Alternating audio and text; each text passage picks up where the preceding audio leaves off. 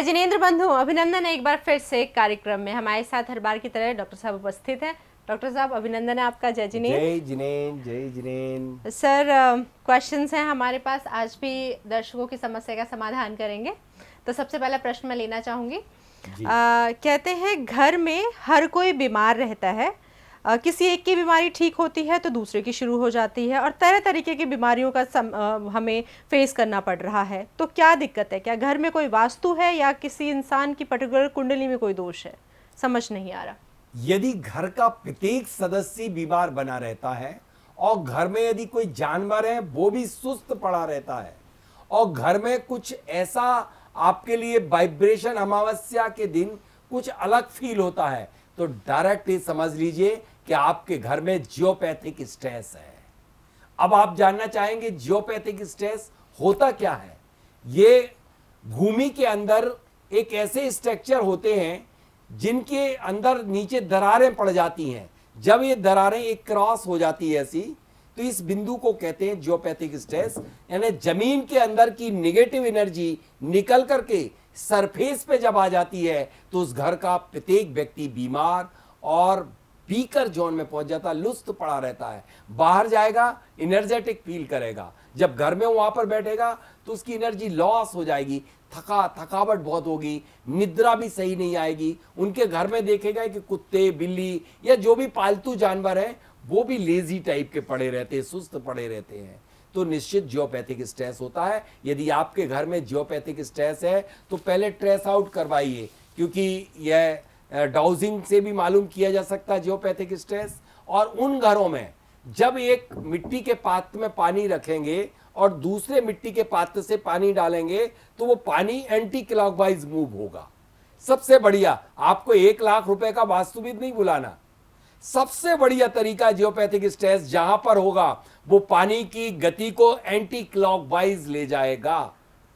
जांच करने का सबसे बेस्ट तरीका तो समझ लीजिए कि जियोपैथिक स्ट्रेस है। वरना तो आजकल बहुत सारे खिलौने लेकर के वास्तुविद चेक करते, कह देते हैं, हर किसी के घर में पहुंचते और कह देते हैं, बोल देते हैं कि जियोपैथिक स्ट्रेस है। और ये पाला जो टेस्ट है वास्तुविद को भी नहीं मालूम।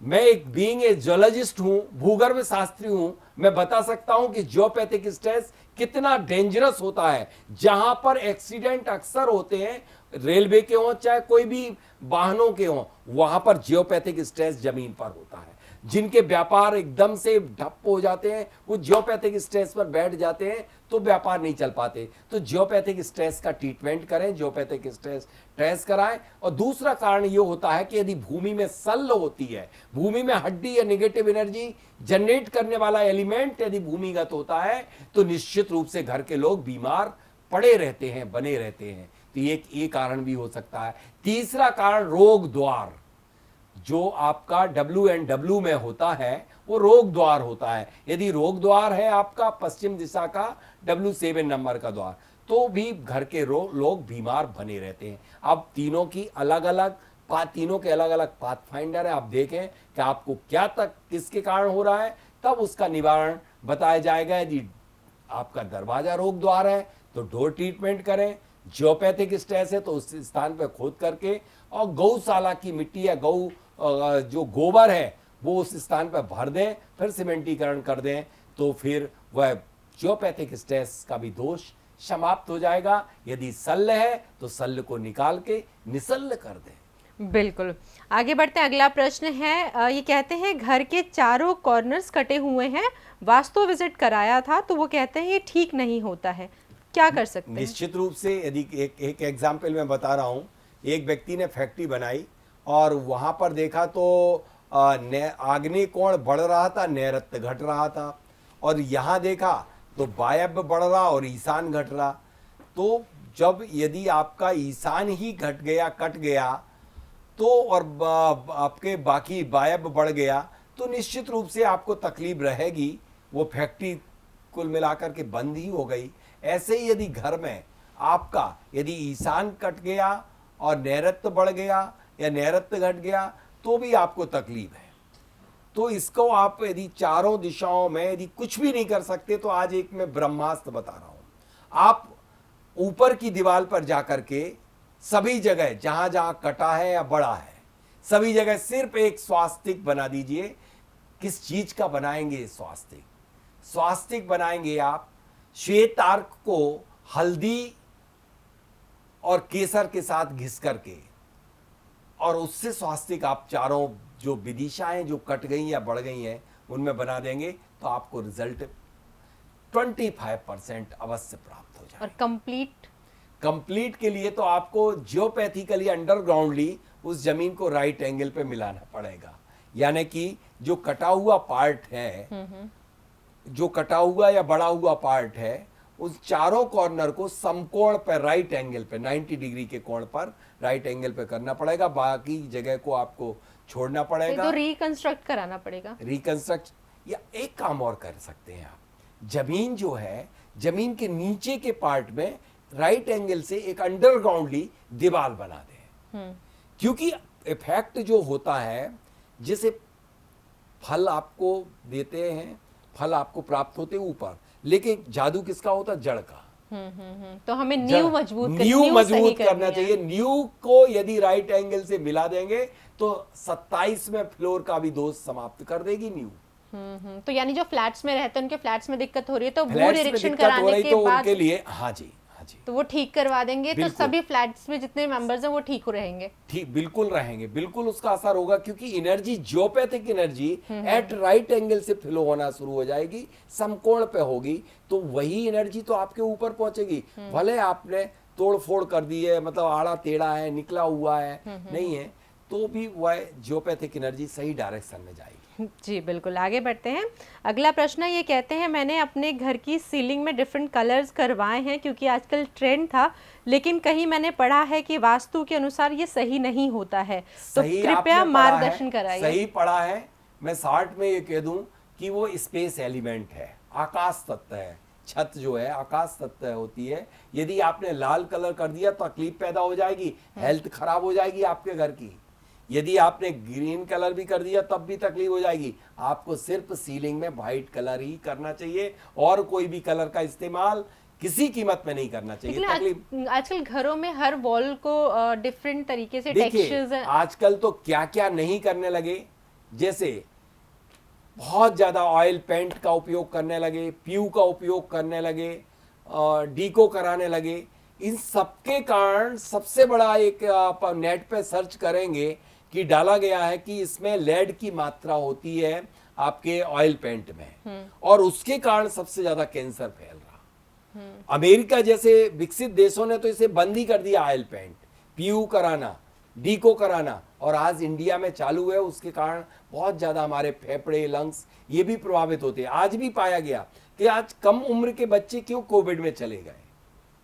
उसका कारण मूल यही है कि जो भी आपने डीको पे इंटीरियर कराया है उसमें डीको, पीयू और ऑयल पेंट, तो उसके कारण हमारे हम जो सांस लेते हैं वो हमारे अंदर उसका हिस्सा पार्ट चला जाता है, और उसके कारण हमारे फेफड़े कमजोर हो जाते हैं। तो यानी कि अगर हम देखें मेडिकल टर्म्स में भी ये चीज सही नहीं है, देखें तो बिल्कुल सही नहीं है। आपको पीयू नहीं कराना है, और वास्तु के अनुसार भी ये सही नहीं है।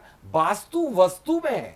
एक बार आचार्य भगवंत ने बहुत अच्छी बात कही थी प्रवचन में, वास्तु वस्तु में है। जिस वस्तु का प्रयोग किया जा रहा है वो भी सही होना आवश्यक है। दिशा बस पे मत जाइए। क्योंकि आजकल इंटीरियर के नाम पे ऐसे इस तरीके की चीजें हो रही हैं, बहुत ज्यादा हो रही है। क्या क्या नहीं लगा दिया जाता है आपके घरों में, आपको समझ में नहीं आता, और वही सबसे ज्यादा रोग का कारण बन रही है, वही आपके घर की अशांति का कारण बन रही है, और उसके कारण आप बहुत परेशान हो जाते हैं। बिल्कुल, आगे बढ़ते हैं, अगला प्रश्न लेते हैं। ये कहती हैं कि मेरे घर में मेरे बेटे बहू की शादी को काफ़ी वर्ष हो गए हैं, लेकिन कोई संतान नहीं उत्पन्न हुई है। उनका जो बेडरूम है वो साउथ ईस्ट में है, तो जानना चाहूँगी क्या दिक्कत है।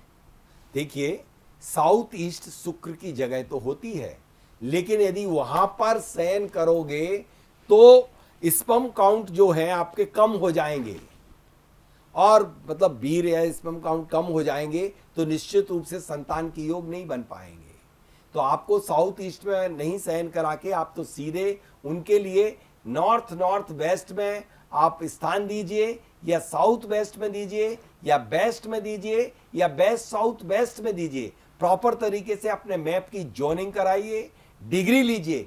कई लोग किसी भी दिशा को, हर विदिशा को मान लेते हैं, हर कॉर्नर को विदिशा मान लेते हैं, लेकिन उनके घर के प्लाट टिल्टेड होते हैं। यदि आप सही टिल्टेड डायरेक्शन निकालेंगे और अपने मैप पे डालेंगे तो जो मैंने दिशाएं बताई हैं उनमें यदि आप स्थान देंगे तो निश्चित संतान की उत्पत्ति होगी। आप टेंशन ना लें, उस स्थान को छोड़ दें। बिल्कुल, आगे बढ़ते हैं। अगला प्रश्न है, ये कहते हैं मुझे एक्वेरियम का बहुत शौक है, तो घर में फिश एक्वेरियम रख सकते हैं क्या? अगर रख सकते हैं तो कौन सी जगह बेस्ट जैसा होती है? मैंने कि अभी कुछ दिन पहले ही बात की थी फेंगशुई वास्तु, फेंगशुई वास्तु में ये बात चीजें आई हुई हैं। ये एक बात बताइए, यदि आपके लिए मैम आपका कमरे को इतना छोटा कर दिया जाए और आपको 5 साल तक सिर्फ एक 5 बाई 5 के कमरे में छोड़ दिया जाए, आपके क्या हालात होंगे? दम घुटेगा। दम घुटेगा। आप स्वतंत्रता, स्वच्छंदता छिन जाएगी। ऐसे ही निरीह प्राणियों, पशुओं के लिए आप कैद कर रहे हैं। आपको निश्चित अगले जन्म में आपको जेल होगा। जिन लोगों को जेल हो रहा है उसका कारण यही है कि उन्हें इन पशुओं को बांधा है।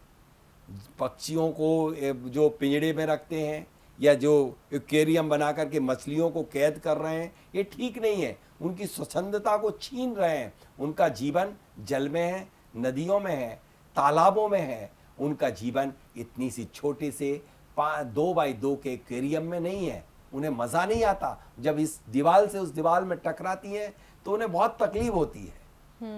तो यानी कि रखना सही नहीं है। बिल्कुल सही नहीं। इससे वास्तु दोष ठीक नहीं होते, वास्तु दोष उत्पन्न होते हैं। जी बिल्कुल। अगला प्रश्न ये कहती है, मेरा बच्चा पढ़ाई में बहुत अच्छा है, घर में उससे जो पूछते हैं वो सब बता देता है, लेकिन एग्जाम में उसके नंबर नहीं आ पाते हैं। देखिए, बच्चे के यदि एग्जाम में नंबर नहीं आ पा रहे हैं तो उसका मतलब जिस स्थान पर बैठ के वो अध्ययन कर रहा है वो स्थान गलत होगा। उसको रिकॉलिंग नहीं हो पा रही। रिकॉलिंग के लिए उसके लिए बेस्ट साउथ वेस्ट में स्थान दीजिए। बेस्ट साउथ वेस्ट में नहीं दे सकते तो बेस्ट में दीजिए, या साउथ वेस्ट में दीजिए, या नॉर्थ में दीजिए, तो रिकॉलिंग होगी। वो गलत जगह पे बैठ के पढ़ेगा तो उस समय तो उसे सब तैयार हो जाएगा, लेकिन वो रिकॉल नहीं कर पाएगा। जी बिल्कुल। आगे बढ़ते हैं। अगला प्रश्न है, ये कहते हैं कि घर में कई सारे सदस्य हैं, जॉइंट फैमिली है हमारी, लेकिन आपस में किसी से नहीं बनती, हर वक्त बस कलेश होता रहता है, तो क्या उपाय कर सकते हैं? घर में कलेश का सबसे बड़ा कारण यह देखने आया कि निगेटिविटी। घर में निगेटिविटी का साम्राज्य कैसे होता है? घर में टूटे फूटे, चटके मटके, दरार पड़े हुए, अटाला कबाड़ा सब संग्रहित रहता है। उसके कारण भी निगेटिविटी फैलती है। घर में लंबे समय तक न्यूज़पेपर इकट्ठे रहते हैं जिनमें अपराध, अशांति, आक्रोश, सारी घटनाएं, दुर्घटनाएं लिखी रहती हैं। इन शब्दों का पूरा प्रभाव पड़ता है आपके घर पर। जब यंत्र आप तैयार करते तो यंत्र में क्या होते हैं? शब्द, अक्षर, अंक होते हैं। उनका शुभ प्रभाव पड़ सकता है, तो इन शब्दों का क्यों नहीं, इनका शुभ प्रभाव पड़ेगा। आप ही घर से सामग्री को निष्कासित कर दीजिए। दूसरा, यदि आपको अपने घर में शांति का साम्राज्य चाहिए तो एक मैं आज ब्रह्मास्त्र बता रहा हूं, वो उपयोग करेंगे, आपके घर में शांति होगी। आप गंधक लिखिए, आप बहुत अच्छे तरीके से गंधक का पाउडर, और इसके साथ फिटकरी, सेंधा नमक, और इसके साथ सबसे बढ़िया है सर्व औषधि, सबको मिला करके आप सप्ताह में एक दिन पोछा लगाइए। बुधवार के दिन, बुधवार के दिन पोछा लगाएंगे तो आपके घर में शांति होगी, बहुत बढ़िया। और आप भीमसेनी कपूर को अपने घर के आग्नेय कोण पर आप मेल्ट करिए, गाय के घी का दीपक जलाइए, ऊपर एक प्लेट रखिए और उसके ऊपर भीमसेनी कपूर रख दीजिए। अपने आप भीमसेनी कपूर पूरे घर में के मन को अच्छा कर देगा, तरोताजा कर देगा। जितने बैक्टीरिया, जितनी निगेटिविटी होगी, सबको पलायन करवा देगा। जी बिल्कुल। आगे बढ़ते हैं। अगला प्रश्न है, ये कहती हैं कि पिछले कुछ सालों से हम किराए के घर पे रहते हैं। पहले हमारा अपना घर था, उसके बाद वो किसी वजह से बेचना पड़ गया। उसके बाद हमने 3-4 घर खरीदे, लेकिन आज नौबत ये आ गई है कि अभी भी किराए के घर पे हैं। क्या समझ में नहीं आ रहा है, कहाँ वास्तु दोष हो रहा है? आप एक काम करिए, जहां किराए के मकान में निवास करते हैं आप, वहां की पश्चिम की दीवार पर अपने हाथ से एक अपने घर का विजुलाइज कीजिए, नक्शा बना करके और पश्चिम की दीवार पर या पश्चिम की दीवार के स्थान पर रख दीजिए, एक कॉपर के या त्रिधातु पिरामिड के नीचे। आपकी मनोवांछित इच्छा पूरी होगी। बिल्कुल, तो ये छोटे छोटे उपाय हैं जिसे करने से हर समस्या का समाधान मिल जाता है। आज के लिए बस इतना ही सर, बहुत बहुत धन्यवाद आपका यहाँ आने के लिए। जय जिनेंद्र। जय जिनेंद्र।